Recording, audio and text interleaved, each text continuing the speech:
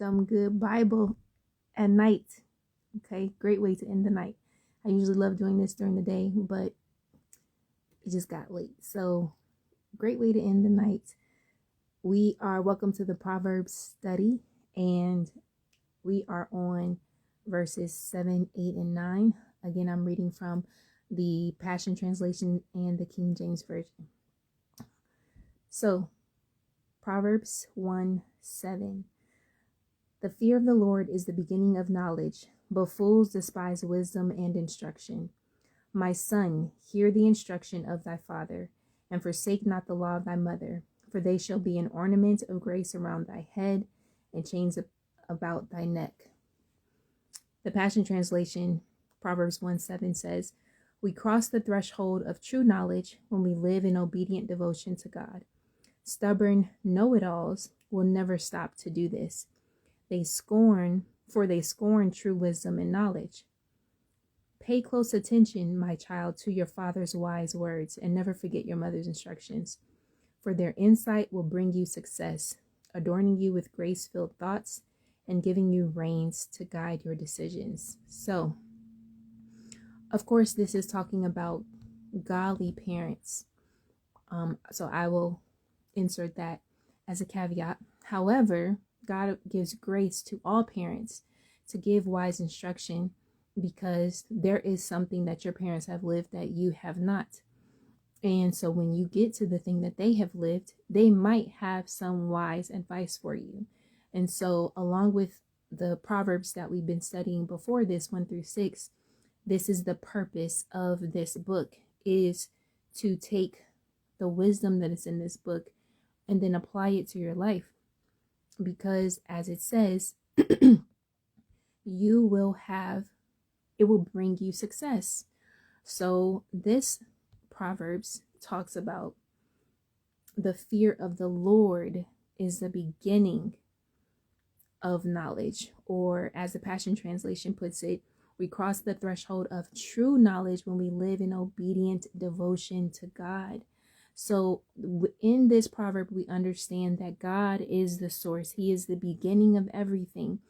And there's another scripture that says all the attributes of the world and all the attributes, of God are clearly seen by creation, so that no one would be without excuse.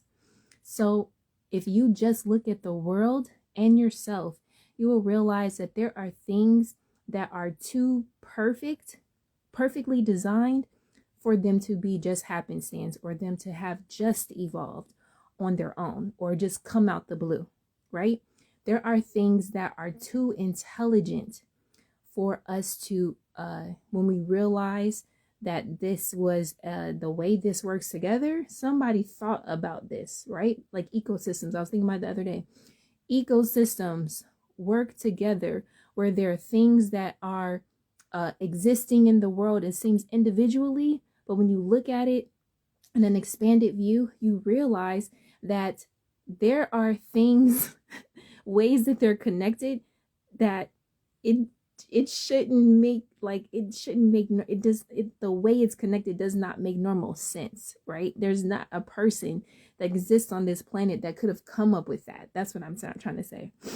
So you have to acknowledge that God is the beginning. And if God is the beginning of it, then it is wise to acknowledge him, like in verse 7 says. The wisdom, the fear of the Lord is the beginning of knowledge, or living in obedient devotion to God is also synonymous with the fear of the Lord. So living in obedience to him, that means paying attention to what he says is the right thing and the wrong thing, paying attention to what he tells us is good and is bad. These things are important, and they are the beginning of wisdom. So all wisdom starts with God. When we try to attach ourselves to wisdom, or philosophies or theories that are detached from acknowledging God, then we're just kind of like shooting arrows in the dark. Just how billions of light years away was an arbitrary number that scientists came up with to understand what they were seeing. It's an arbitrary number. That means it was created and decided on by a person. It was not something that was scientifically calculated. Just like the carbon number, like in when they're carbon dating, right? To try to determine how old something is. That was a number that somebody came up with. They put a number on it. They had no idea because they weren't there in the beginning to try to date something. So these things don't make sense outside of God, is what this scripture is saying to me. So we have to acknowledge that, and that is the beginning of being wise. So if you want wisdom, start with God. Start with acknowledging and then attempting to live in obedient devotion to him. That means search the scriptures, read Proverbs, and find out what is really good. Like, what is the actual things that are good in this world. Verse 8 says, pay close attention to your father's wise words, and never forget your mother's instructions. That means that God has put something in your parents, whether they're good or bad, in your eyes. They have something that God has graced them with for you. It might be one thing out of all the things that they could ever teach you. But one thing, there is at least one nugget that they could pass on to you, right? And I'm speaking to people who, have not had the best experiences with parents. There's at least one nugget that you can take from your parents, whether they're good or bad, that you can say, you know what? They was right about this, right? That is wisdom, to pay attention to that. God just says, acknowledge it, pay attention to it, because they probably are saying something that's going to help you. And then verse 9 says, for their insight will bring you success. You know why it brings you success? Because they experienced it and they probably failed at it. So they can give you the wise advice that's just inherent in life experiences, which that means that it's wise to listen to your parents, whether or not they are good or bad in your eyes, because there's always something.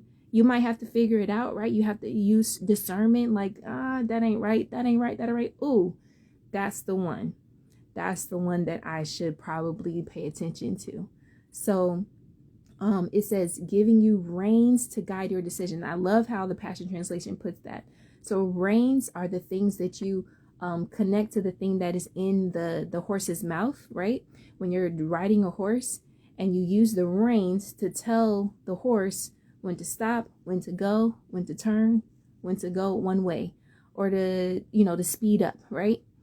So it's if your parents' insights, because of the mistakes they've made, they adorn you with grace-filled thoughts, and they give you reins to guide your decisions. That means that they may not be right about everything, but their experience will help you guide your decisions. So I hope this study in Proverbs was helpful for you, and I encourage you to go and read it yourself. This was Proverbs 1, verse 7, 8, and 9, and next we'll be doing 10, 11, and 12. And so for the entire year, my commitment is to just go live or to just go on some type of social media and read the scripture, because scripture is not talked about often enough out there. So I hope this was a great way to end your night, and good night.